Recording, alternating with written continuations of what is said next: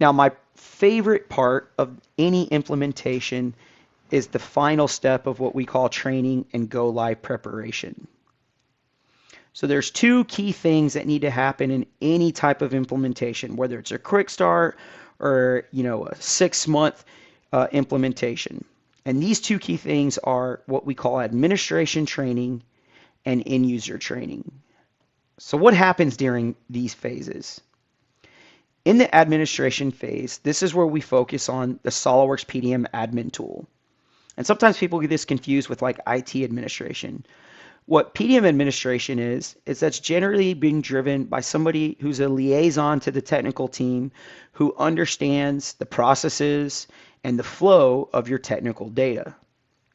That administration training is what empowers you as you move forward. Your end user training is generally the training for the masses.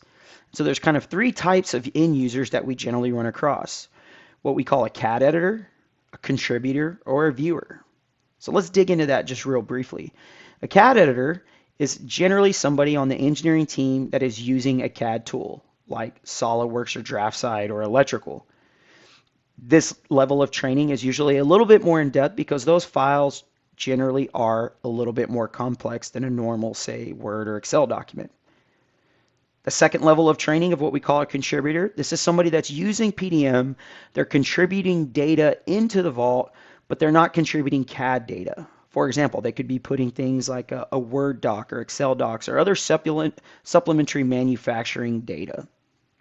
And the last type of user that we generally are going to be training up is what we call a viewer. This might be somebody out on the shop floor or like a quality person who's going to be consuming the data.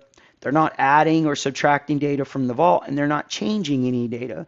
And so we call that a viewer. Along with that, during the implementation, we generally have what we call a go live support time. This is generally where we're starting to work with your power users now that it's all installed and configured, migrating data and showing them the ins and outs of actually how to use the system.